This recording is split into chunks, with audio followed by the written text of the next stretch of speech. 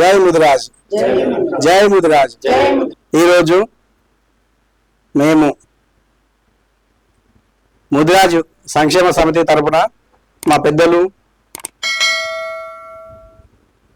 సురేష్ అన్న గారు, సురేష్ సార్ గారు, అదేవిధంగా నారాయణ సార్ గారు, అదేవిధంగా నిజామాబాద్ జిల్లా నుంచి, రంగారెడ్డి జిల్లా నుంచి, వివిధ జిల్లాల నుంచి విచ్చేసినటువంటి ప్రముఖులు ముఖ్యులకు నమస్కరిస్తూ, మా పెద్దమ్మ తల్లి ఆశీర్వాదంతో మా ఇంటి ఆడపడుచు కనుక, పెద్దమ్మ తల్లి అంటే ఎవరో కాదు, మా ఇంటి ఆడపడుచు శ్రీశైల భ్రమరాంబిక మాత. అయితే అమ్మవారి యొక్క ఆశీస్సులు, ఆమె శక్తి స్వరూపిణి, ఆమె యొక్క ఆశీస్సులు మాపై ఉండాలని మేము కోరుకుంటూ, ఏదైతే ముదిరాజ్ సంక్షేమ సమితి అనేటువంటి ఈరోజు ఇంతకన్నా ముందే స్టార్ట్ అయ్యి ఈరోజు మొక్క పెట్టి అది వేలు నాటుకుని, అయితే దీన్ని ఎందుకు అని అంటున్నామంటే, మేము ముదిరాజుల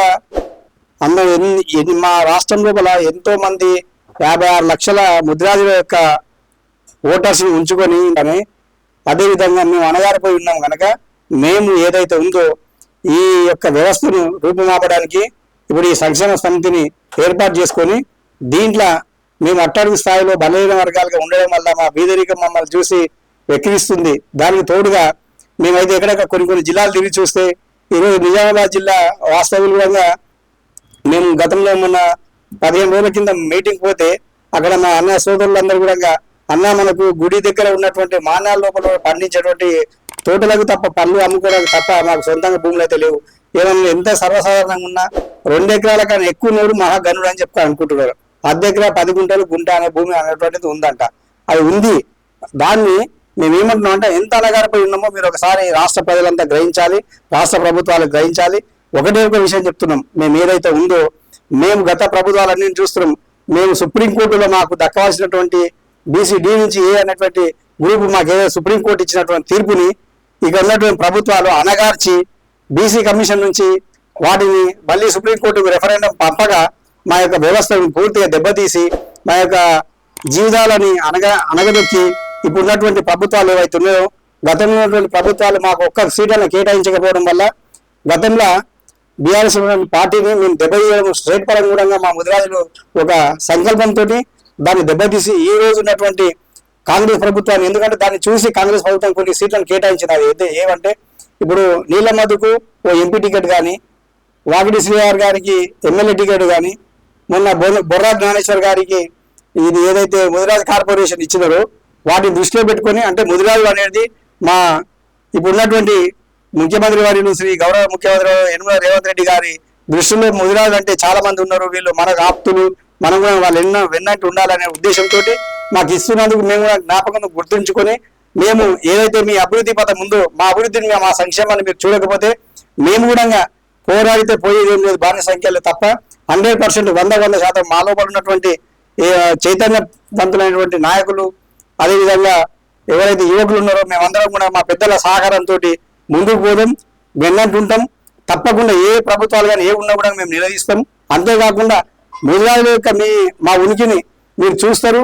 దాంతోపాటు ఎవరైతే మన ముదిరాజులు ఉన్నారో, మన రాష్ట్ర పరంగా చెప్తున్నాం, ముదిరాజు, ముత్తరాశి, ఈ కొలి అనేటువంటి ఏవైతే మన ముదిరాజు కులాలుగా ఏర్పడి ఉన్నామో అక్కడక్కడ రాష్ట్రాల జిల్లాలలో మన అందరం కూడా కలిసికట్టుగా పనిచేసి మనదాన్ని మనమే సంపాదించుకోవాలి, మనమే పోరాడాలి. అందుకే దీనికి ఒకటే ఒక మార్గం, అవతలం దగ్గర అధికారాలు పదవులు ఉన్నాయి కనుక పోయి మనం అడుగుతా ఉన్నాం. కానీ ఒకటే విషయం చెప్తాను మీకు, ఒకటే ఒక సూచన, ఆకుంటేనే వృక్షం అనబడును, ఈకుంటేనే కోడనబడును, మాకుంటేనే మీ దగ్గరకు వస్తుమా మల్కిబరామా అనేటువంటి ఒక సందేశం మీకు పంపుతున్నాం. ఎందుకంటే ఆకులుంటేనే దాన్ని వృక్షం అంటాం, ఈకుంటేనే కోడి అంటాం దాన్ని. మాకుంటే మీ దగ్గరకు వస్తామా, పదవులు మా దగ్గర ఉంటే మీ దగ్గరకు వచ్చి అడుగుతామా? మేము అడగలేము కదా. దానికి మేమందరం అదే అంటున్నాం, మనం ఏం లేదు, మన ముదిరాజులు ఇంత పెద్ద సంఖ్యలో ఉన్నందుకు తప్పకుండా సంక్షేమాల కొరకు మేము 100% పోరాడతాం, తప్పకుండా దీన్ని సాధిస్తాం.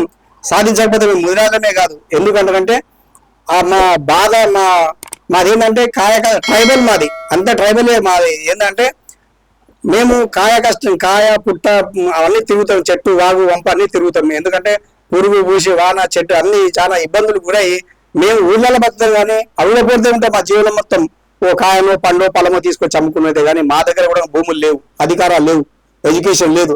అన్నిట్లల్లో ఆర్థిక రాజకీయంగా అన్నిటి తొక్కబడి ఉన్నాం కనుక, అనగబడి ఉన్నాం కనుక, కానీ ఓట్లు అవుతున్నాయి కనుక మేమేం చేస్తున్నాం అంటే, మన ముదిరాజులకు ఏదైతే జ్ఞానం ఉంటుందో వాస్తవంగా శీముని ఎత్తులు ఉంటే మన ముద్రాజుడంగా ఏకతాటికి రండి. ఈర్షలొద్దు, కక్షలొద్దు, మన దాంట్లో పట్టింపులొద్దు.